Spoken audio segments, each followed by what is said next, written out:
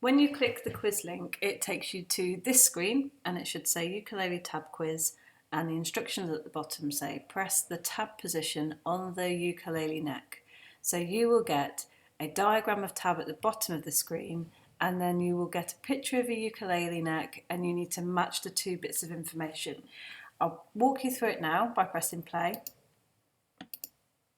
And here we go. At the bottom, there is a 4 on that top line. And we know that we count the strings away from our face.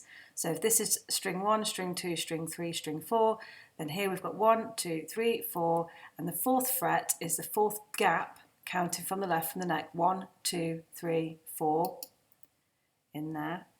Okay, at the bottom of the screen again, we have got a number 1 on the bottom line, which is string 1. So string 1, 1st fret, there we go. And now we're on string 2, 1st fret, and string 2, 2nd fret, and string 4, 2nd fret, string 3, 2nd fret, string 2, 2nd fret, and so on. And then fill in your name.